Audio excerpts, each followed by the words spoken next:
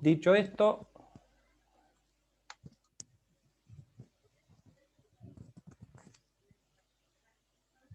bueno, Sara, si usted la vio, no nos spoilee la película, no diga de qué se trata y mucho menos cómo termina, que es una película romántica, aunque tiene enormes problemas, bueno, son dos los protagonistas.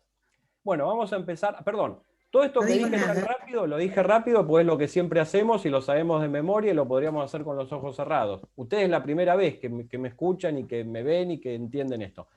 Todas las preguntas que puedan tener, las contesto.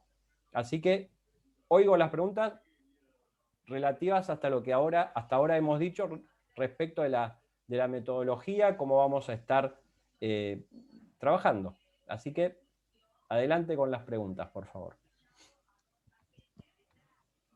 Perdón, las fechas de los trabajos prácticos figuran en el campus. Sí, sí, en eso tratamos de ser lo más organizados posible porque la idea principal es que el tiempo es valioso para todos.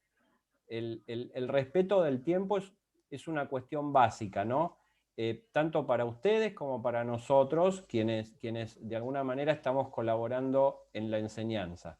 Por lo tanto, si ustedes tienen una previsión desde el primer día de cuándo se les va a solicitar algo, quién se los va a solicitar y cuándo es la fecha última para entregarlo, ustedes pueden organizar su tiempo y de esa forma tener éxito en lo que están haciendo.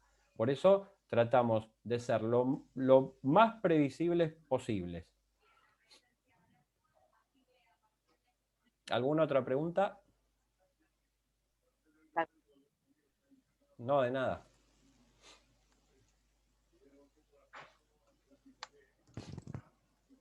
¿Ninguna pregunta? ¿Se entendió todo?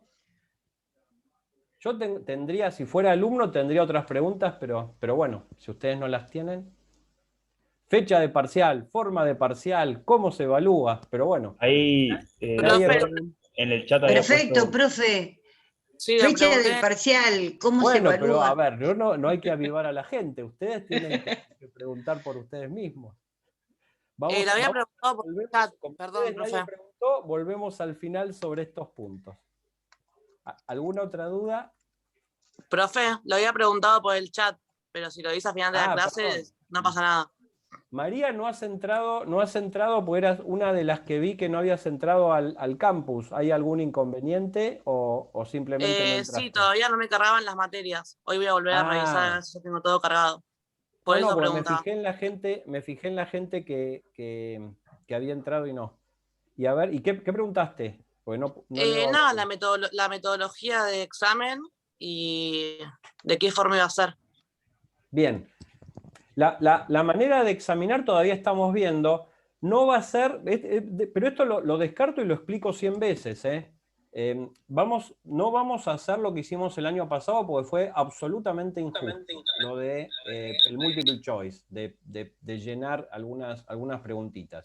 Entonces, o bien va a ser escrito en el sentido que tengan que responder a varias preguntas, o oral en el sentido de muy probablemente en forma de coloquio con 3 o 4 personas y siendo una charla en realidad donde vamos a estar hablando de determinados temas. Esas son las dos posibilidades que manejamos en función de dos cosas.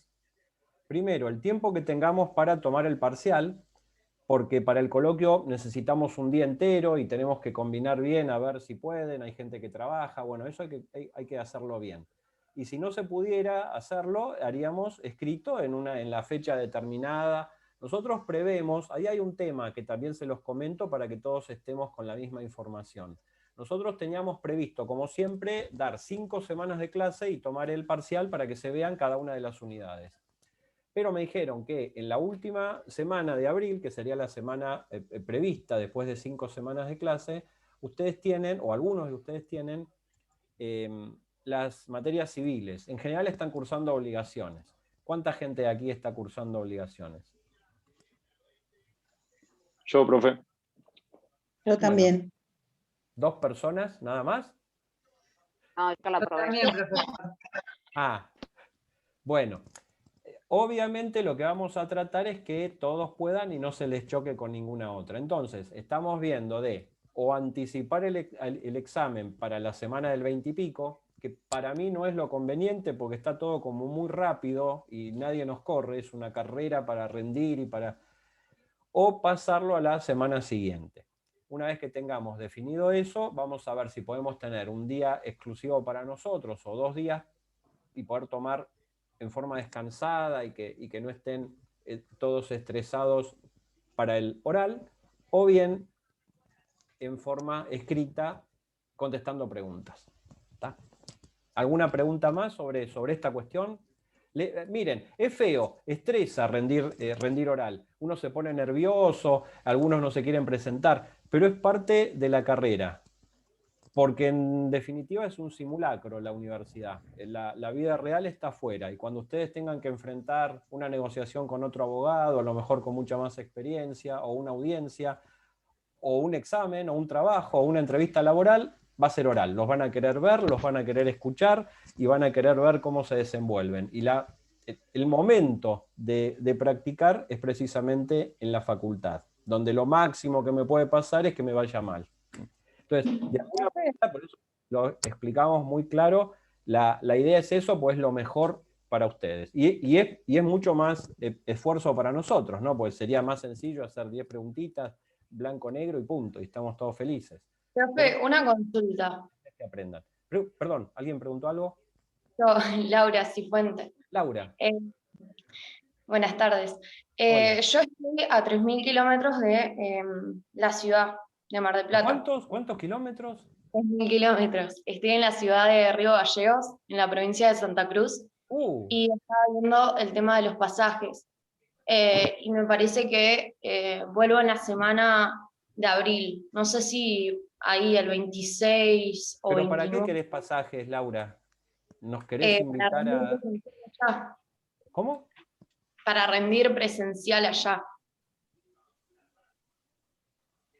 No. Si querés nos podés pagar pasajes a todos y vamos a visitarte y conocemos que debe ser muy lindo. Pero virtual, siempre estoy hablando de virtual. Ah, ok. Cámara y... No, presencial no. Aparte, aparte no sabemos cómo va a evolucionar la situación. En la cátedra hay 3 de las 5 personas que no van a poder estar presencialmente porque tienen problemas médicos. O sea, no, eso que les quede claro. ¿Tá? Fue un chiste lo del pasaje, no te estamos pidiendo. No, sí. Claro. Bueno, comenzamos. Si hay alguna otra pregunta la escucho y si no comenzamos. La idea básica, hoy vamos a hacer 3 puntos, que son los puntos que tenían ahí en el inicio, que les había detallado sobre el concepto, sobre los fundamentos, sobre ciertas críticas. Pero interrúmpanme cuando lo precisen. Si no los escucho, griten. Pero la idea es que no tengan dudas y puedan de alguna manera irse con algo hoy, aparte de lo que estuvimos diciendo. Profesor, Profesor, yo tengo una pregunta. Sí, adelante. Díganme. No sé quién, ¿yo? Sánchez Isabel. Yo, Escucho. yo no escucho muy bien, se me corta todo el tiempo. ¿Esto queda grabado para verlo después? Sí, María Elena, Hola. sí, estamos grabando, pero... Hola. ¿Escuchás? Estamos grabando, pero... Ahí lo escucho por momentos, se me corta mucho. Bueno, queda grabado igual, así que lo voy a subir al lado de la película o abajo de la película para que después ustedes lo puedan ver. Lo que estamos tratando de hacer, pero a futuro, ¿no?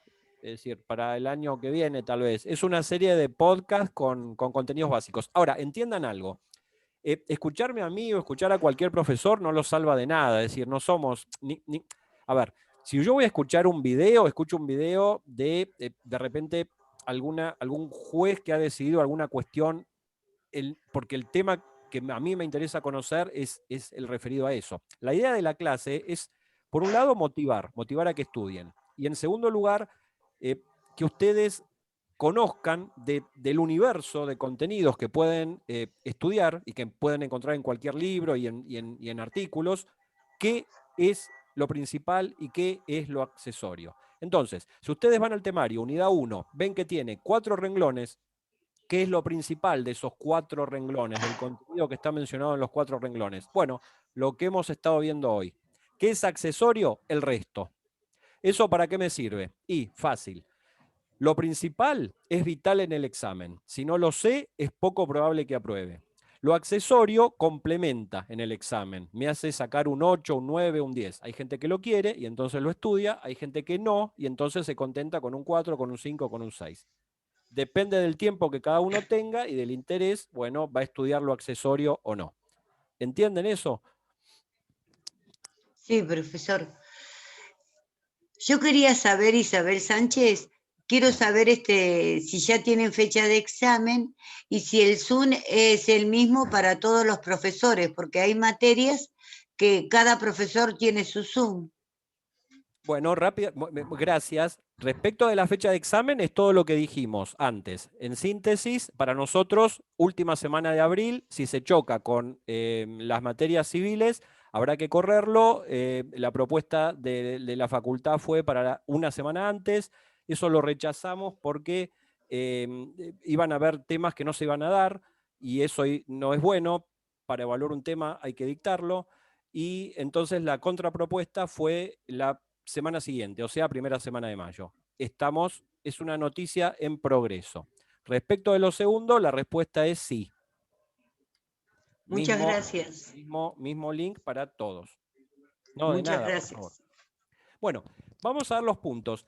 Los 3 puntos que vamos a hacer hoy son conocer los caracteres de los derechos humanos, hablar mínimamente y muy simple sobre la evolución de los mismos y hacer mención, en última instancia, a los fundamentos de los derechos humanos, que nos van a guiar hacia las 4 lecturas que les dije antes, referidas a cómo se justifica la existencia de estos derechos humanos.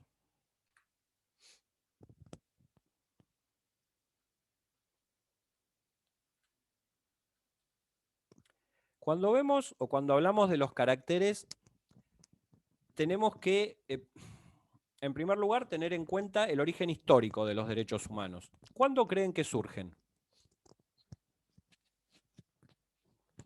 Históricamente. ¿Fue que después de la Segunda Guerra Mundial? Sí, después de la Segunda Guerra Mundial. ¿Por qué no antes? ¿Qué había antes? ¿No había derechos? ¿Nadie tenía derechos en la historia? Y con la Convención de Viena. Viena es una ciudad muy linda que precisamente por su belleza y por su locación en Europa ha sido objeto de varias convenciones. Hay varias convenciones de Viena. ¿A cuál está haciendo referencia? Yo sabía el artículo 37-27 de Viena, algo así, que estaban los derechos humanos. Está muy bien. El artículo 27 de la Convención de Viena sobre derechos de los tratados. Perfecto, gracias. Pero no vamos a marear al resto de la gente que ni siquiera ha ido a Viena. Todavía no vamos a entrar con algo tan específico. Esperen que me olvidé el té en algún lado. Si alguien quiere servirse un matecito, puede hacerlo mientras yo voy a buscar.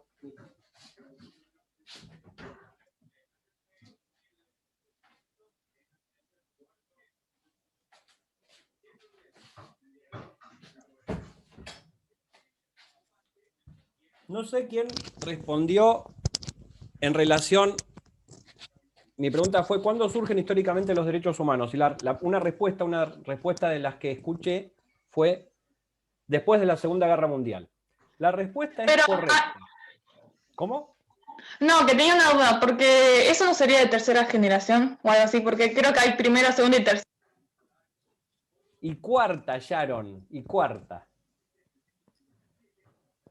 Profesor, ¿puede ser que los derechos nacen cuando la sociedad se empieza a organizar? Sonia. Sharon, perdón, antes de ir con lo de Sonia. Lo interesante de las clases es lo que está sucediendo ahora, que ustedes empiecen, en función de los conocimientos que tienen y que han acumulado, a realizar distintas observaciones que yo los puedo ir guiando, esa es la tarea del profesor, hacia otras ideas, no darle respuestas tajantes, porque las respuestas tajantes son de tontos. La idea siempre es problematizarse y dudar.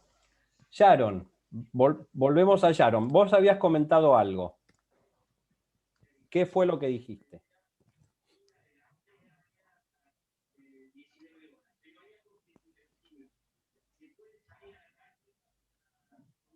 No se escucha. Que había derechos, dijo Sharon que había derechos de primera, segunda y tercera generación y usted dijo hasta cuarta. Perfecto.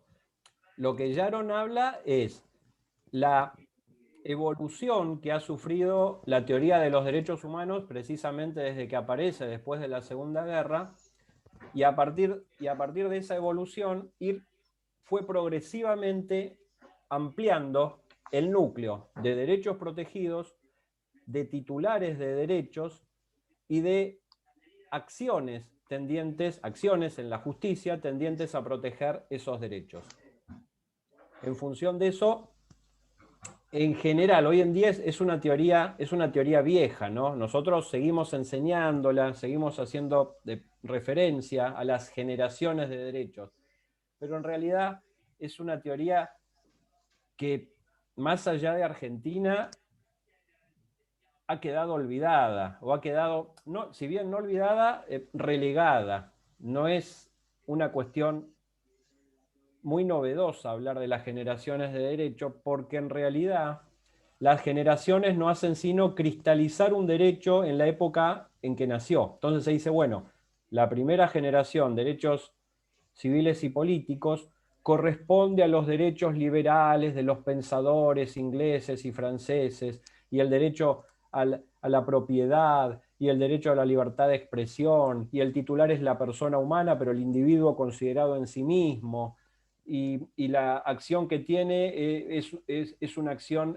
directa, básicamente de responsabilidad de daños y perjuicios frente a su violación.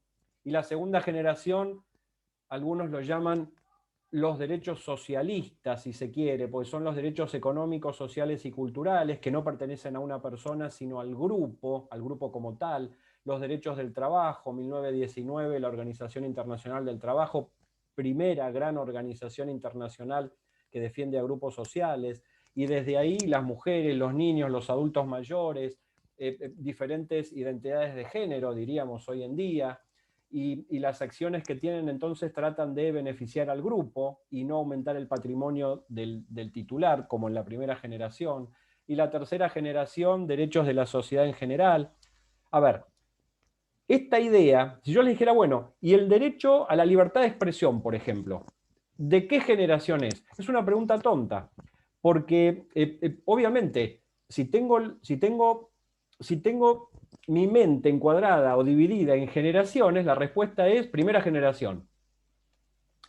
Pero la libertad de expresión hoy en día implica otras libertades, la libertad de información, el acceso libre a la información, y ahí vamos al gran tema de los medios de comunicación y a qué medios puedo acceder y cómo se manejan los medios, cómo tratan la información los medios, las fake news, con lo cual tenemos un bien que no es solo individual, primera generación, es un bien de los grupos que tienen que ver con este tipo de actividades, el informar, el opinar. Por lo tanto, también es un bien de segunda generación.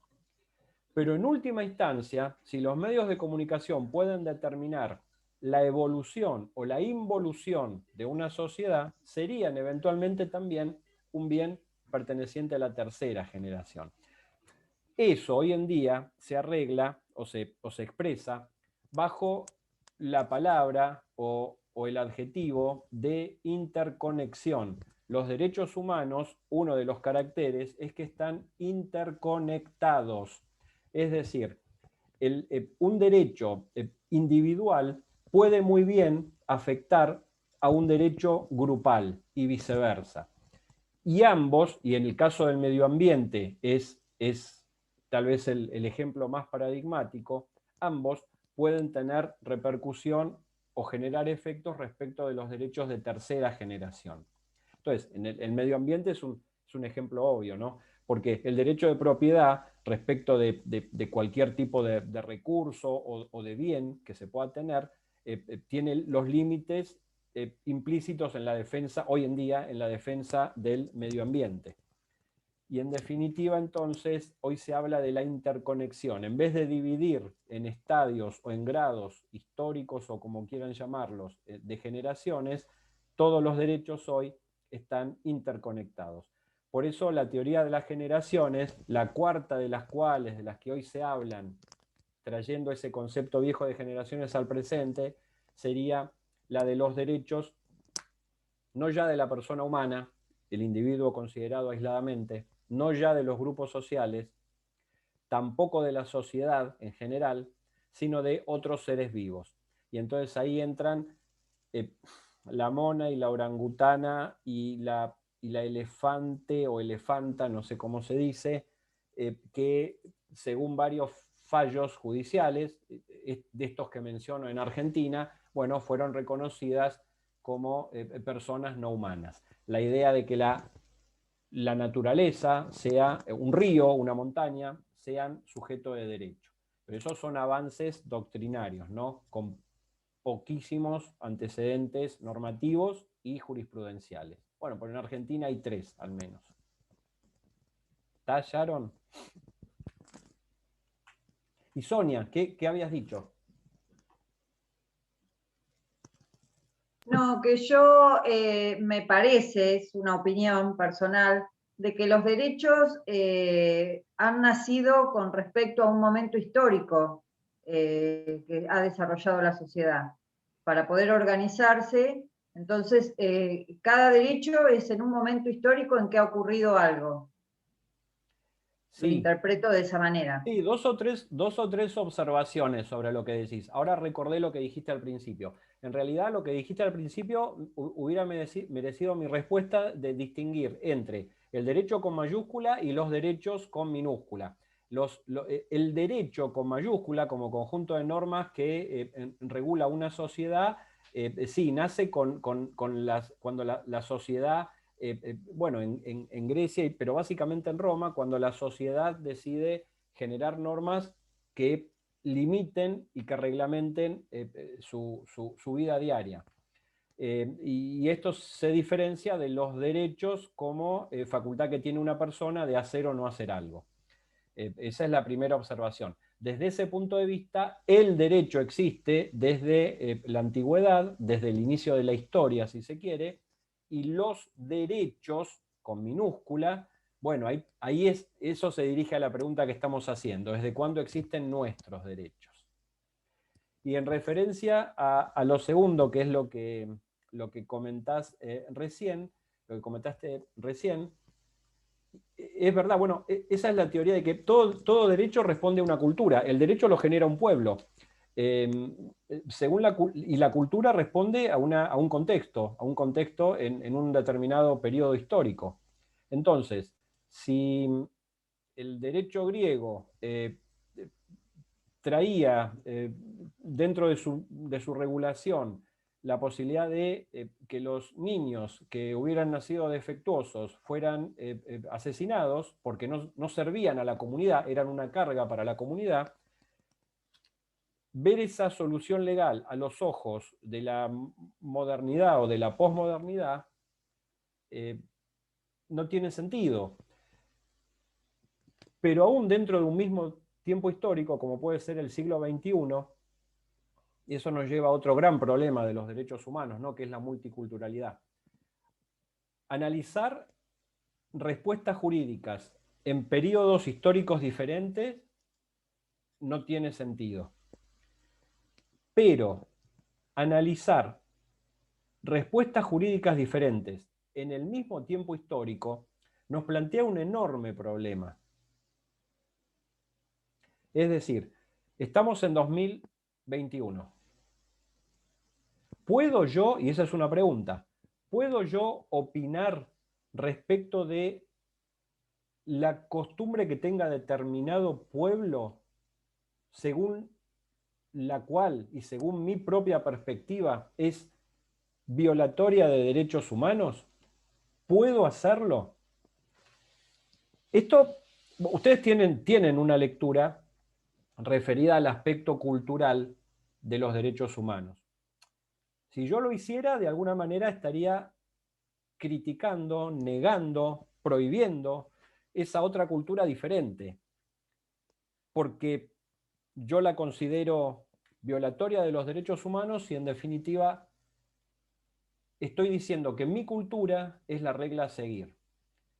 Y acá hay un problema, ¿no? Un problema bastante grave, que es que de alguna manera, y es la llamada crítica negatoria a los derechos humanos, el culturalismo extremo, que dice que los derechos humanos, en palabras muy resumidas, ¿no? Los derechos humanos son una creación de Occidente que pretende ser impuesta al resto de las culturas, como la democracia.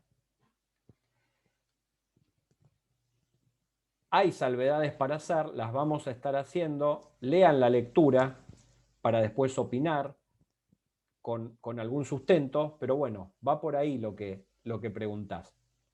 Ustedes van a tener una materia en la carrera de Derecho, cuando ya estén casi siendo abogados, en 5º año, que es Derecho Internacional Privado. Y el Derecho Internacional Privado se basa en el respeto de los derechos extranjeros, en la posibilidad que un juez argentino aplique para solucionar un caso en Argentina una norma extranjera, una norma de otro país. Y el principio básico de toda esa materia es la tolerancia, el respeto a lo que no es como nosotros, el respeto a lo extranjero. Eso es para que lo piensen, ¿tá? ¿Qué tan respetuosos somos de lo que no es? Es fácil estar de acuerdo con quienes opinan como nosotros. El punto es cuántos minutos ustedes soportan, toleran, escuchando a otra persona que dice, que expresa una idea con la que ustedes no están en absoluto de acuerdo. En general es complicado. Pero continuemos con esto. Cuando hablamos del origen histórico, la respuesta correcta es la que han comentado, por supuesto. Correcta por evidente. Los derechos humanos como teoría, como conjunto de ideas que expresan el valor de la vida humana, y sobre todo el valor de la vida humana aún sobre la soberanía de los estados, que son los históricos victimarios de la persona, los históricos violadores de nuestros derechos, los estados, en cualquier nivel y en cualquiera de sus agencias y en cualquier forma de gobierno, porque los estados democráticos también violan derechos humanos. Considerada como este conjunto de ideas que impone límites muy fuertes a los estados, los derechos humanos nacen después de la Segunda Guerra Mundial. Y ahí tienen dos cuestiones importantes. Un conjunto de normas. Como abogados siempre tienen que estar buscando normas, porque el abogado trabaja con normas. Entonces, ustedes pueden estar muy de acuerdo con una solución, les puede parecer muy justa determinada solución, pero para tener éxito van a tener que basarse en normas, no en su parecer, no en la idea de justicia, no son naturalistas, no están ejerciendo el derecho en el siglo XIII. El positivismo es la doctrina reinante, por lo tanto ustedes tienen que basarse en normas. Y si tienen que basarse en normas, la Segunda Guerra Mundial y la teoría de los derechos humanos genera dos pilares básicos. Por un lado, un pilar normativo, es decir, normas internacionales que afirman esta idea de los derechos humanos frente a la soberanía estatal. ¿Cuáles son? Esto sí sería relevante para que después las puedan conocer, las puedan tener. ¿Cuáles son esas normas básicas, esa suerte de constitución internacional relativa a derechos básicos de la persona? Bueno, lo que se llama la Carta Internacional de Derechos Humanos, que se compone de 3 instrumentos. 3 instrumentos internacionales. Carta Internacional de Derechos Humanos. Primero de los instrumentos. La Declaración Universal de Derechos Humanos. ¿Alguien sabe cuándo, el día en que se aprobó? Que es el Día Internacional de los Derechos Humanos, que todos los días se celebra. ¿Alguien sabe cuál día fue? Hola, profe, ¿cómo estás? ¿Me podrías repetir el primer 1941. instrumento, por favor? Perdón, ¿Yasmín hablaste? Sí, quería saber si me podrías repetir el nombre del primer instrumento de la Carta Internacional de los Derechos Humanos. Claro, la Declaración Universal de Derechos Humanos. DUDH, más fácil. Miren, en la materia se tienen que acostumbar, en la materia y después en la vida, porque si no van a gastar mucha tinta. ¿Dónde está el chat?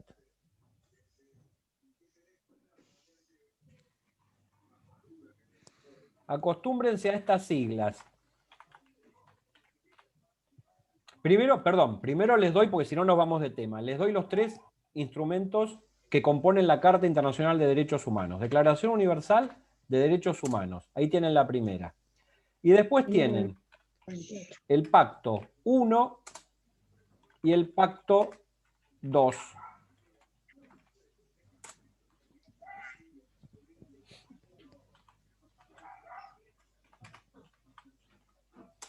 (1948) la declaración, 1966 los pactos. ¿Por qué Pacto 1 y Pacto 2? Bueno, porque el primero defiende los derechos de primera generación y el segundo defiende los derechos de ¿qué generación, Yasmín?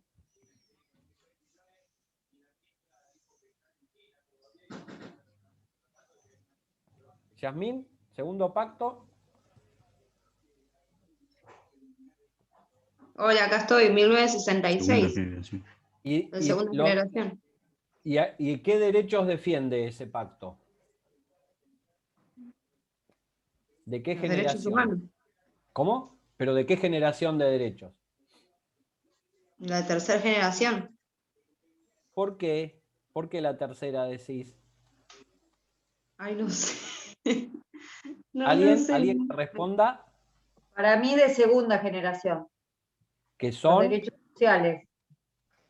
Económicos, sociales y culturales. Culturales. Fíjense, la década del 60 fue la década en donde surge esta idea de distinguir por generaciones los derechos.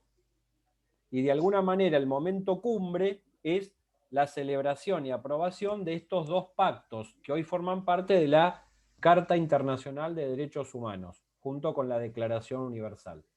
Les puse Pacto 1 y Pacto 2, los nombres son más extensos. El 1 habla del contenido de la primera generación y el 2 del contenido de la segunda generación.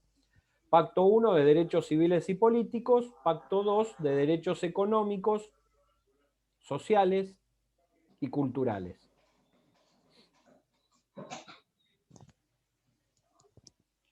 ¿Está? Otra sigla que vamos a usar siempre es la KDH. ¿Qué es la KDH?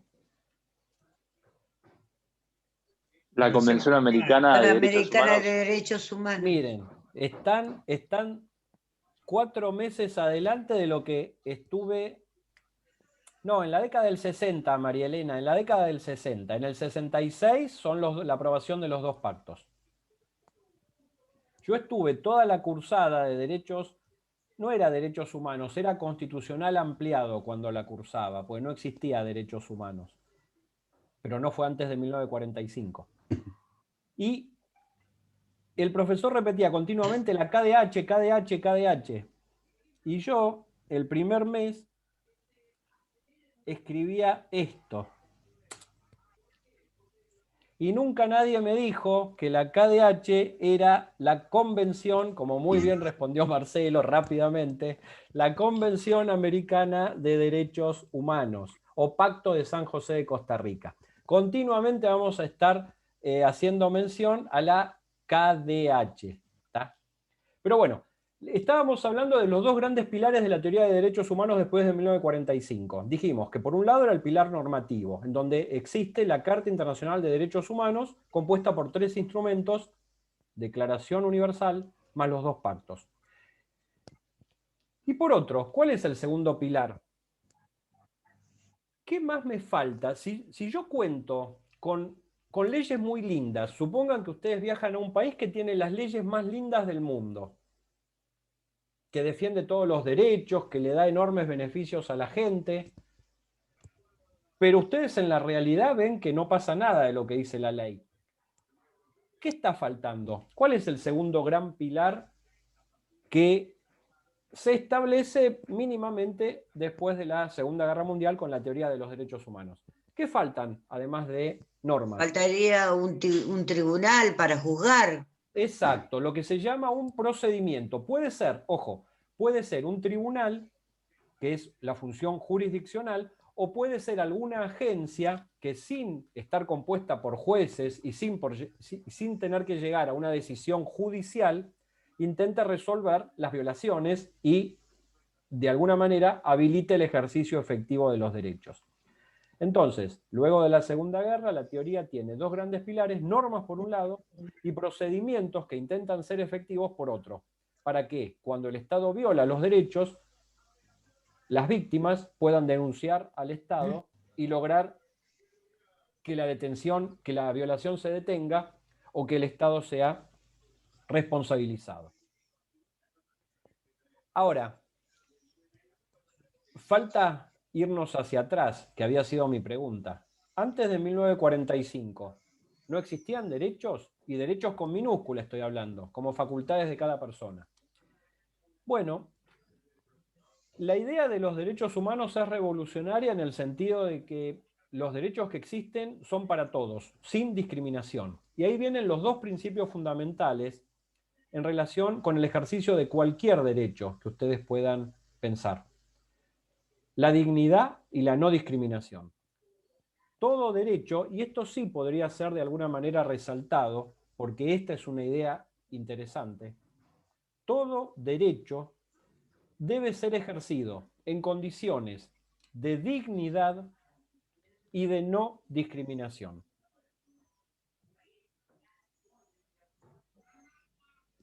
Es fácil pensar en ejemplos de discriminación negativa o ilegal. Los tenemos presentes. Discriminación por sexo, por raza, por religión.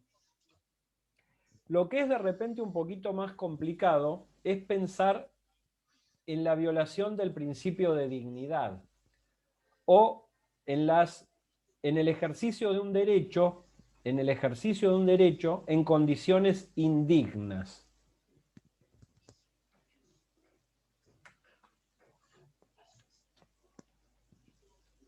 Si yo les digo, piensen en una foto, en una imagen de discriminación, ¿qué les surge? ¿Qué imagen les surge? Por ejemplo, lo de Estados Unidos, un policía blanco matando a un negro. Sin duda. ¿Alguna otra?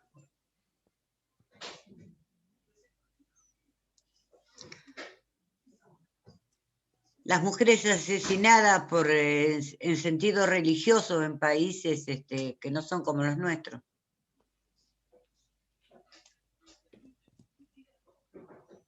Y si yo les preguntara, es más, una vez hicimos un trabajo, no, ni siquiera es un trabajo eso. Les pedí que para la clase siguiente trajeran una foto bajada de internet o de un diario, de una revista, referida a la dignidad.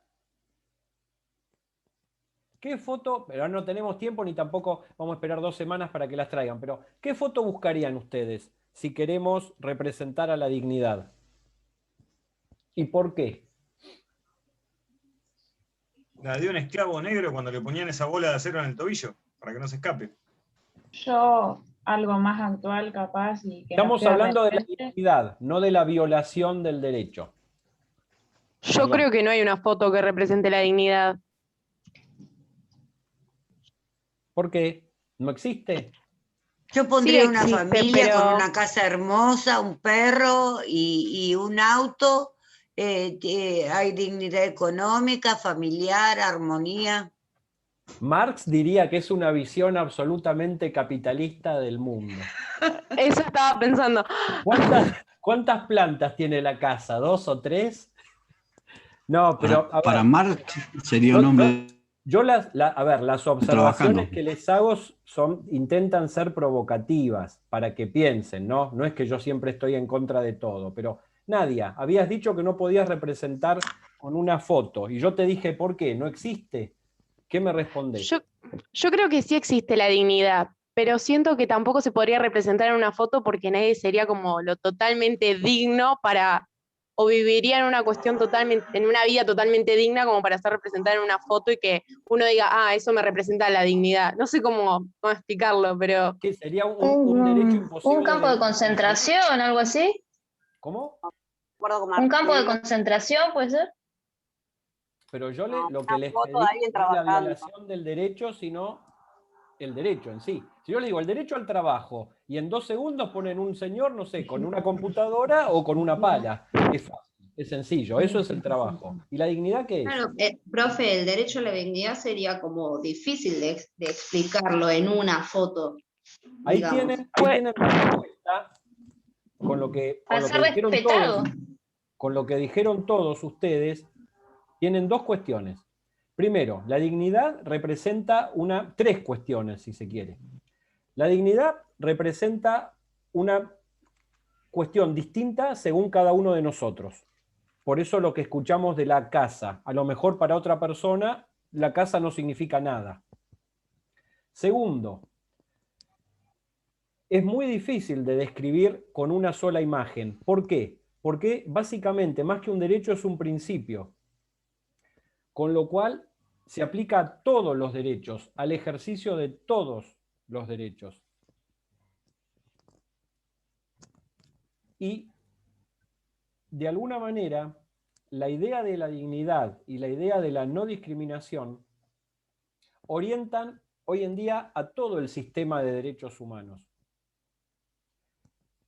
Y en ambas hay una diferencia fundamental de los derechos que existían antes de la Segunda Guerra Mundial, o del reconocimiento que se hacía. Porque la idea del derecho antes, o por lo menos antes del siglo XX, es la de la concesión del Estado del poder a parte de sus habitantes. Si nosotros vemos los antecedentes de los derechos humanos, nombramos en general a la Carta Magna o a otros documentos del pueblo inglés, siglo XIII. Eventualmente nombramos a los antecedentes de Estados Unidos con las constituciones de Virginia y 11 años después la de la Federación, las del Estado Federal. O la Revolución Francesa con su Declaración de Derechos del Hombre y del Ciudadano. Pero salvo en la Revolución Francesa, en los documentos anteriores, la idea general era siempre que el poder reconoce derechos, sobre todo en la Carta Magna inglesa y en las concesiones que el rey inglés hizo a parte de su pueblo. Reconocer derechos es diferente de conceder derechos. Quien reconoce afirma algo que ya existe. Los derechos humanos son reconocidos porque existen con independencia del reconocimiento que haga el Estado o el legislador de turno. Pero en cambio, la idea anterior era que el Estado concedía derechos y quien concede algo puede retirarlo. Y en general era lo que pasaba cuando el rey o quien ejercía el poder ganaba nuevamente el poder suficiente para no tener que continuar aceptando esas concesiones. El ejemplo más sencillo es el de la Carta Magna. Los varones, los nobles ingleses que lograron que el rey Juan Sin Tierra firmara la Carta Magna, fueron, cuando el rey fue recobrando poder, perseguidos uno a uno y asesinados uno por uno. Y la Carta Magna queda hoy en día como el gran antecedente de reconocimiento de derechos. Las constituciones se llaman Carta Magna, pero la utilidad que tuvo la Carta Magna años después de haber sido aceptada y firmada en forma obligada por el rey fue prácticamente nula, aunque hoy en día sigue siendo parte del del grupo constitucional del Common Law. Entonces, para resumir esta idea, los derechos existen desde el inicio de la historia. Los romanos y los griegos hablaban de libertades asignadas a ciertas personas en beneficio de la comunidad. Los derechos en Roma eran precisamente eso, la libertad que tenían algunos ciudadanos, los que eran considerados personas, porque se entendía que esas libertades que el Estado concedía a los paterfamilias, a los jefes de las familias ampliadas, eran beneficiosas para la sociedad. En la medida que dejaban de ser beneficiosas, el Estado retiraba esos derechos. Lo mismo en Grecia. Es la idea del derecho casi como un privilegio. La evolución después, el fin del Imperio Romano, el cristianismo, la Edad Media, va a tener siempre esta idea. Quien tiene poder concede derechos porque es beneficioso o para él o para la comunidad. Cuando deja de serlo, esa concesión termina y el derecho desaparece. Esa es la gran idea, que va a ser reemplazada en el siglo XX con una teoría que nos va a decir que el poder no concede derechos. Los derechos preexisten al poder y los tenemos por el solo hecho de ser humanos. Pero esto que estoy afirmando de una manera tan absoluta, entiendan también que en gran parte del mundo ni siquiera se conoce. No es que no se respete, ni siquiera se conoce. ¿Está? Porque si no vamos a correr el riesgo de pensar que el planeta Tierra es como lo que estamos diciendo. Si yo les preguntara, de los 193 estados parte de Naciones Unidas, ¿cuántos estados son democráticos, poseen la forma democrática de gobierno de 193? ¿Cuál sería la respuesta? Tienten, pueden no saberlo. Digan un número, a ver qué creen. 60% más o menos. ¿Cuánto? 60%. No, muy optimista, Rodrigo. ¿El 30%? Un 90% democrático. Miren, todos los años se realiza un índice referido a las formas de gobierno, donde se coloca de manera formal a los estados qué forma dicen ellos tener. El estado se llama República Democrática de Venezuela, por ejemplo, y otro índice que contempla la forma material de los estados. Realmente, si existen el reconocimiento y ejercicio de derechos o no. De los 193 estados del mundo, los que dicen ser democráticos no alcanzan a 50. Y dentro de esos 50, los que tienen una democracia, como se llama, consolidada, donde las instituciones funcionan, donde la división del poder funciona y donde los estados, donde los habitantes tienen un ejercicio efectivo de derechos, no llegan a 20.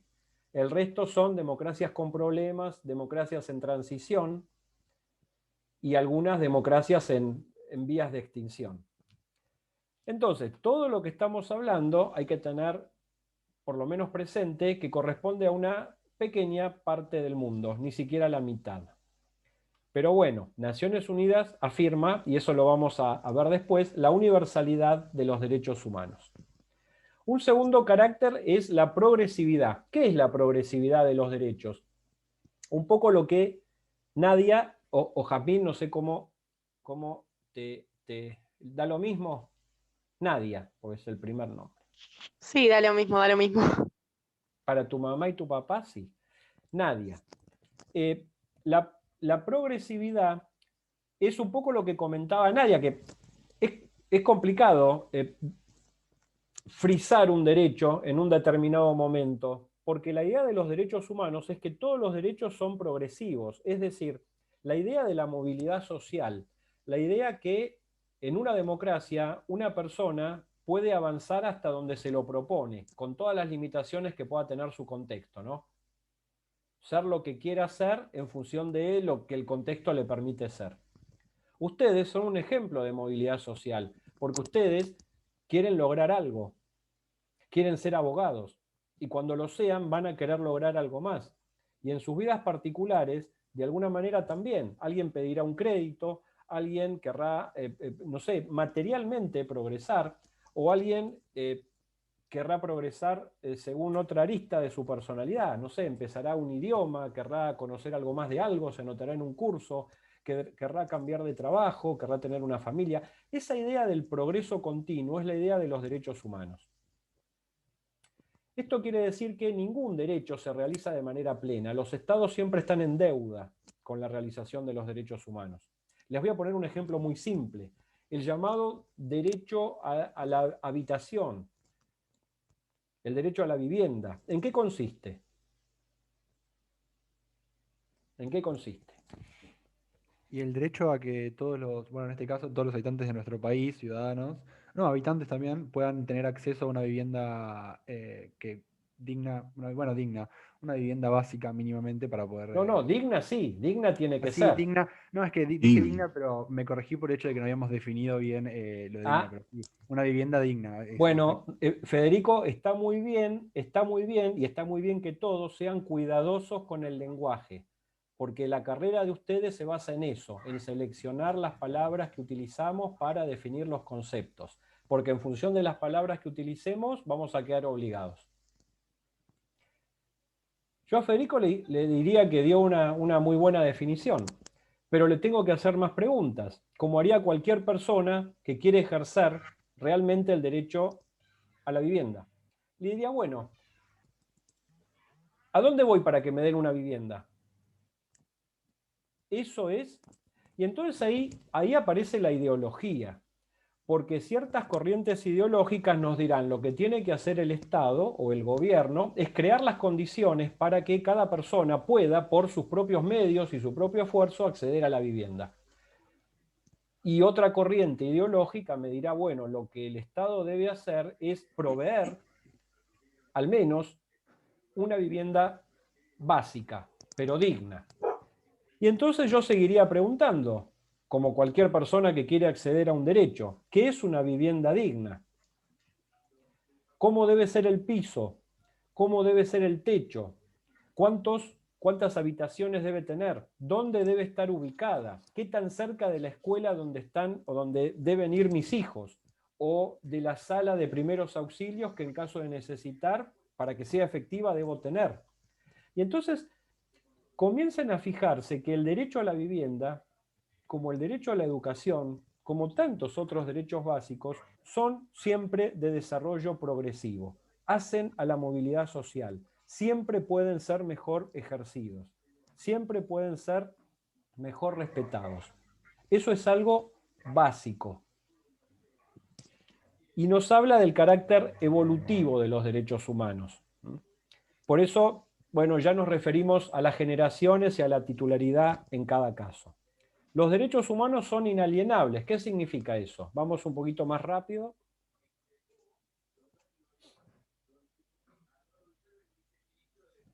¿Qué significa que son inalienables? Que corresponde a todos. Que no se pueden quitar. Que no se pueden quitar. Que no se pueden renunciar. ¿Qué es alienable? Jurídicamente, ¿qué significa alienar? Que no se puede enajenar. Eso sería inalienable, ¿no? Inenajenable. ¿Qué significa enajenar? Es todo español, ¿eh? Vender. Expropiar. Vender es, la venta, la compraventa es una de las formas de la enajenación. Puede ser a título gratuito o a título oneroso. Para que sea más simple, pues dice, qué difícil que nos está hablando. Enajenar es transferir. La transferencia puede ser a título gratuito, una donación, o a título oneroso, una compraventa. Yo los derechos no los puedo transferir, no los puedo enajenar, no me puedo desprender de ellos. Esto parece muy teórico, porque es como... Perdón, ¿alguien Disculpe, tiene doctor. el micrófono abierto? Ah, pues se escuchaba un ruido. Parece muy teórico que yo no me puedo... No es que los vaya a dejar ahí en en la ruta los derechos y sigo caminando o sigo con mi coche. No. Esto quiere decir que, lo mismo que la irrenunciabilidad, hay determinadas cuestiones que aun cuando por las circunstancias en que me encuentro o el contexto en el que vivo o en el que sobrevivo, yo debo desprenderme de esos derechos, aún así puedo reclamarlos. Esa es la idea de la dignidad humana. Siempre los conservo, aun cuando haya existido una declaración previa de voluntad realizada por mí en referencia a no quererlos, a no querer ejercerlos o a no querer ser titular de los mismos. Los ejemplos muy simples los tienen en el derecho laboral. Yo, aunque mi empleador me haga firmar 500 declaraciones de que renuncio a cobrar el salario mínimo, a que renuncio a tomarme vacaciones o a que renuncio a pedir una indemnización en caso que corresponda, eso no sirve de nada, ¿tá? Esas renuncias son absolutamente nulas, porque de alguna manera chocan contra estos principios.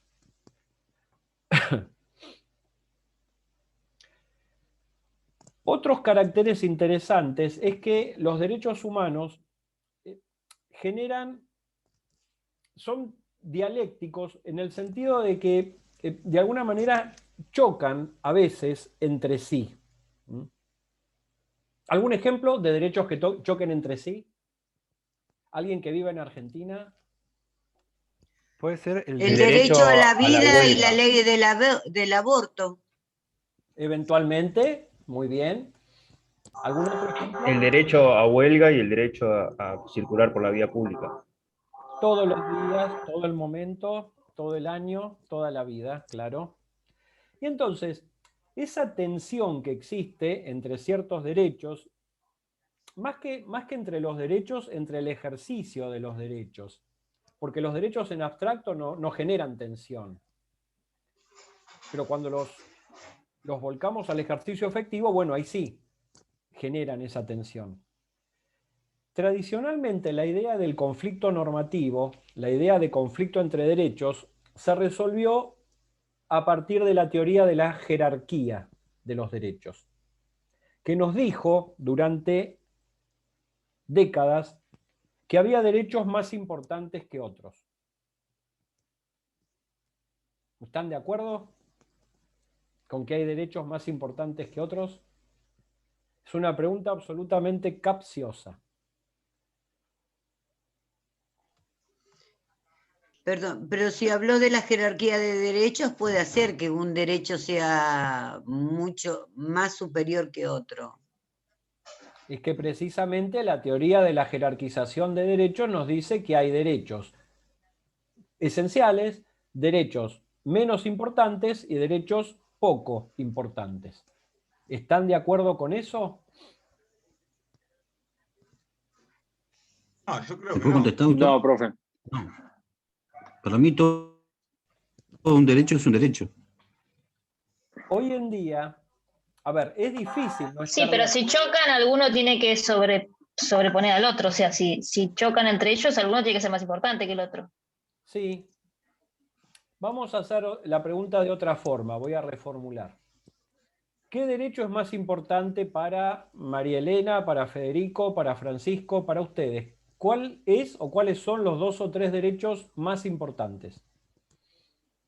A la vida. Probablemente El la derecho a vida. la libertad La y libertad. La vida, la libertad. La dignidad. Vamos a elegir a alguien para poder... María Elena, ¿cuáles mencionaste?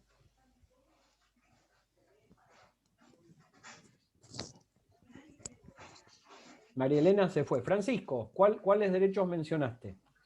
mencioné el derecho a la libertad y derecho de libre circulación.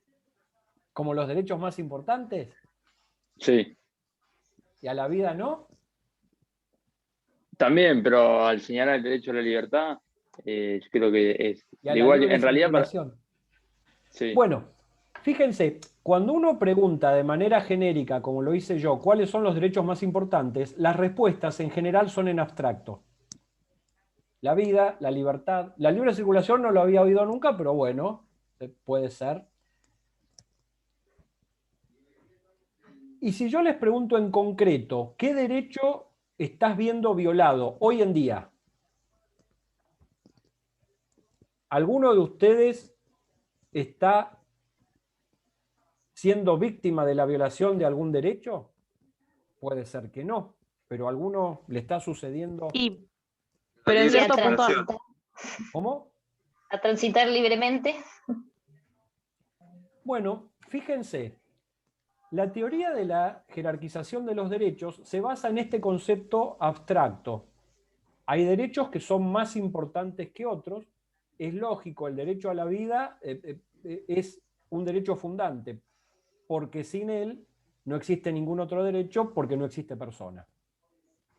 Parece racional. Pero las teorías más modernas dejan de lado la idea de la jerarquía de los derechos y dicen lo siguiente: los derechos son interdependientes. La jerarquía, si es que existe, es móvil, es una jerarquía que va cambiando. Y escuchen esto: el derecho jerárquicamente más importante es aquel derecho que la persona está viendo violado en ese momento. Ustedes van a trabajar con clientes que los van a ir a ver, no para que ustedes les informen de la jerarquía de los derechos en Argentina, sino para que les resuelvan algún problema concreto. A veces, en la consideración de ustedes, ese problema va a ser un problema simple, hasta poco importante. Alguien va y les dice: no puedo dormir hace 5 noches porque el inquilino de arriba hace ruido. ¿Qué puedo hacer, doctor? Otras veces, y vamos al otro extremo, va a involucrar cuestiones mucho más relevantes, como puede ser la vida, o como puede ser un hijo, o un padre, o la salud de una persona. Pero para cada uno de esos clientes que ustedes van a tener y con los que van a tratar en el ejercicio de la profesión, el derecho más importante es aquel que el Estado o un tercero no le está dejando ejercer. Profe. Esto implica que, desde el punto de vista del Estado, el Estado, los estados provinciales, municipales, tienen que cumplir con los derechos humanos en un absoluto nivel de igualdad, como si todos tuvieran la misma importancia. Esto es muy relevante, porque los derechos no son más o menos importantes, son todos importantes, relevantes por igual. Teoría de la interdependencia, que es lo que ustedes tienen aquí. ¿Por eso tienen carácter erga om? El carácter erga omnes de los derechos es que produce efectos más allá de las partes que han convenido o que han sido contratado o que han sido partes del determinado instrumento. Típico caso de esta interdependencia sería, por ejemplo, la legítima defensa, ¿no? ¿Por qué? Porque el ordenamiento jurídico prevalece un bien patrimonial por sobre la vida de otra persona, por ejemplo, en un caso extremo. Pero si es legítima defensa, lo que se está defendiendo no es el auto que va a ser robado, sino la vida del propietario, a quien van a desposeer del auto. Sí, pero lo están facultando que en el caso de que lo quieran desapropiar de algún bien material, puede ir contra la vida incluso de otra persona. No, porque los bienes que están, no, Maximiliano, perdón que te contradiga, pero los bienes que están en juego, en esa balanza, son 2 vidas, la vida del titular y la vida del victimario. La circunstancia es el robo de determinado bien o determinada agresión a la persona, pero la proporción se establece entre la vida de uno y la vida de otro, no el valor del bien que va a robar y la vida del delincuente. Sí, no, está bien, perdón, me expliqué mal. No, pero para que lo veas desde ese punto, que en este caso sí, a veces uno trata de no ser absoluto, pero en este caso es así. Y fíjense, desde el punto de vista del Estado no hay derechos más importantes que otros. Todos los derechos tienen la misma importancia porque el Estado está obligado a proteger todos los derechos de igual manera. Pero la jerarquía sobrevive, conforme lo dijo Nadia antes, al momento de emitir una decisión, una sentencia, al momento de dirimir un conflicto. Cuando el juez tiene que decidir un conflicto de intereses y cada interés está basado en derechos, ahí sí el juez dirá, eventualmente, que algún derecho tiene prioridad sobre otro, porque está obligado a decidir la cuestión. En ese caso sigue existiendo la jerarquía. Pero en cuanto al ejercicio efectivo, ya no hay más. Hace años que no se habla de jerarquía de los derechos. Todos son derechos humanos y todos son igualmente importantes. El Estado no puede decirme, bueno, el medicamento que usted me pide no pone en riesgo su vida, por lo tanto, búsquelo por otro lado. Yo no se lo voy a dar, no se lo voy a reconocer, no me interesa. O el turno que me está pidiendo para atenderse en tal hospital es irrelevante porque no es una afección que ponga en juego su vida. No, todos los derechos deben tener la misma respuesta eficaz del Estado. Obviamente eso no sucede, pero eso genera responsabilidad estatal. ¿Alguien iba a decir algo? Sí, yo quería preguntar con el derecho a huelga y el derecho a transitar libremente. En el caso de que, por ejemplo, acá en Mar del Plata se corta mucho la ruta 2 y hace mucho hincapié en transitar libremente y no tienen en cuenta, porque hay empatía entre los dos, del derecho a huelga o cortan la ruta y demás. ¿Y cuál sería la pregunta? ¿Cuál prevalece?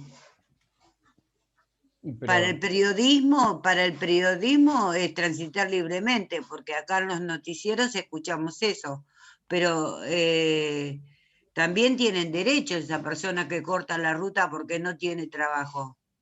Pero es un delito, es un ejercicio ilegítimo del derecho. Lo que tiene derecho a huelga. Lo que podemos establecer en una clase, yo siempre trato de abstenerme en clase de dar opiniones personales porque son irrelevantes lo que yo opino.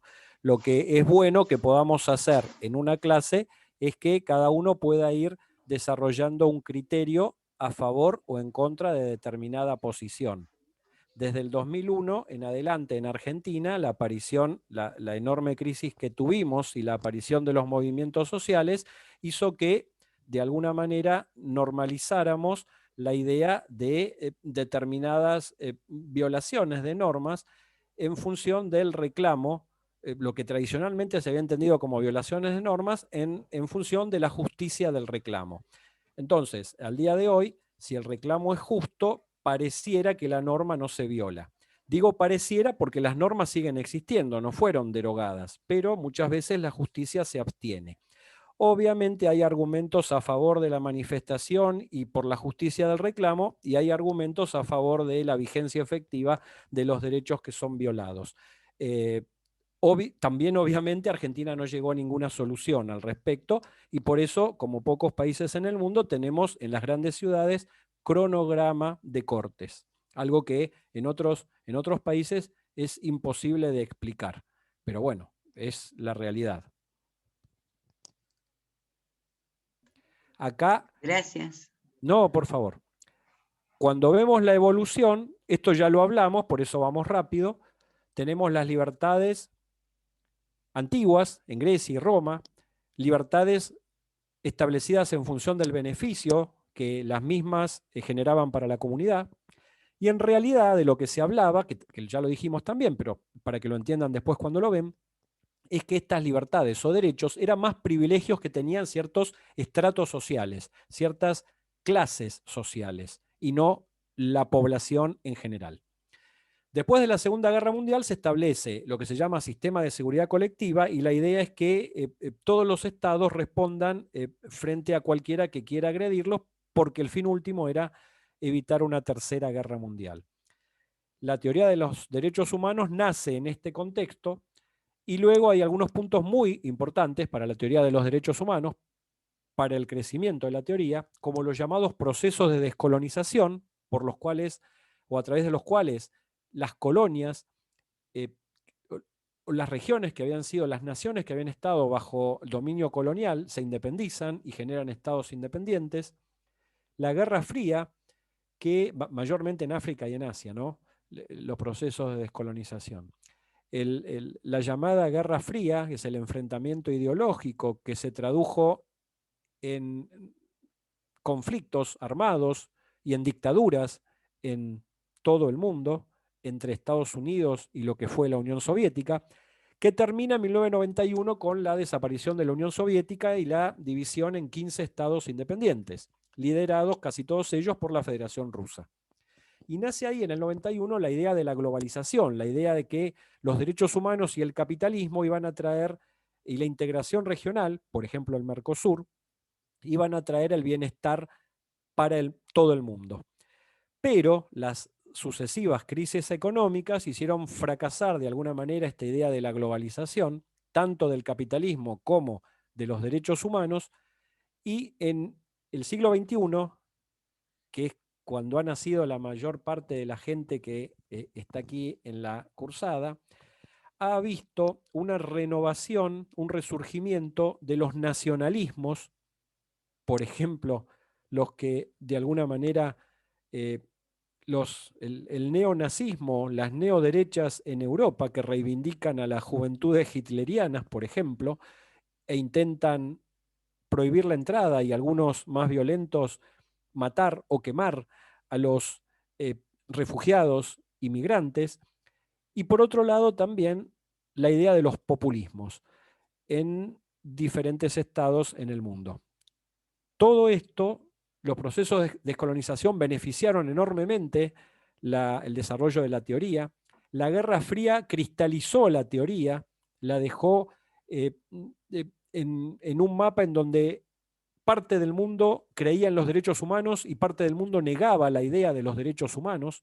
Recuerden la frase de la dictadura militar argentina: los argentinos somos derechos y humanos, negando cualquier tipo de violación frente al resto del mundo de lo que sucedía en nuestro país. La idea de la globalización, que generó una suerte de euforia en referencia al desarrollo y a la promoción de los derechos humanos, década del 90 básicamente, y en el siglo XXI el resurgir de los nacionalismos y los populismos, que son gravísimas amenazas a la existencia de los derechos humanos. Luego tenemos la Carta Internacional. Perdón, ¿qué hora es? Yo no me quiero pasar porque ustedes tienen que hacer otras cosas. Con esto terminamos. A ver, ¿a qué hora termina esto? Ya terminamos, ¿no? ¿Y 15? Sí, 15, profesor. Bueno, 2 minutitos más, por favor. Así por lo menos queda grabado y el que no puede, después lo... Miren. Para la próxima clase, dentro de 2 semanas, tienen 4 lecturas. Tienen 5, pero reparen estas 4 lecturas. Una justificación liberal de los derechos humanos. Que los derechos existen como un límite al poder. Una justificación del derecho natural. Y un naturalista. Existen porque soy humano y por eso los tengo. Una justificación positivista. Existe porque el derecho vigente en el país donde estoy los ampara. Y una justificación negatoria que es esgrimida por aquellos que quieren negar la idea de derechos humanos iguales, universales para todos. Y en realidad dicen que eso es una imposición cultural de Occidente.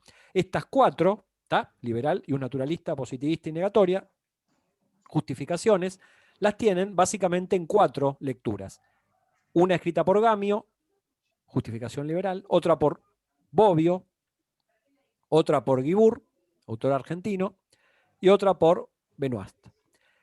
El mínimo ejercicio y muy básico es que elijan una justificación para poder, con sus palabras, en 2 minutos, explicarla.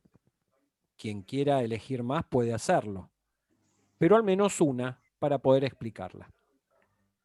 ¿Cómo se contactan con cualquiera, no? Cualquiera de los profesores.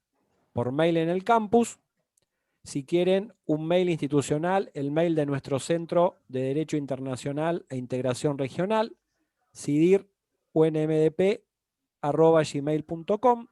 Y si quieren tener novedades respecto de charlas, conferencias y otras actividades que realizamos, como las competencias de derechos humanos, competencias de derecho internacional humanitario, o nos escriben al mail o nos siguen por Facebook o Instagram @cidir. Próxima clase vamos a estar el 15 del 4 repasando estas cuestiones que hemos pedido, la película y las justificaciones, y el doctor Tormey va a empezar con el Sistema Universal e Interamericano de Protección. ¿Alguna pregunta?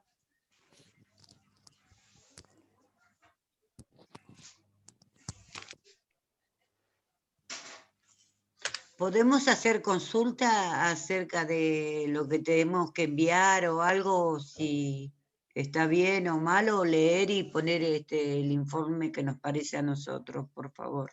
Lo que ustedes precisen lo preguntan, por supuesto. Muchas gracias. Alguien pregunta ahí por María Elena. No manden nada. Si tienen dudas, preguntan, porque toda la idea de los ejercicios es que es para que ustedes estén mejor preparados. Es como si yo les dijera, vamos a correr una maratón, salgan todos los días y den 10 vueltas manzanas. ¿Lo tengo que llamar para que usted venga conmigo? No, ni loco. Yo no quiero correr, no me hace mal correr tanto. Corren ustedes. Pero si tienen dudas, me preguntan, y si quieren que revise algo de lo que están haciendo, lo envían. ¿Está? Muchas gracias. Bueno, que estén bien, buen fin de semana y nos vemos. Gracias, profe. Igualmente, profe, gracias. Muchas gracias. Gracias, profe.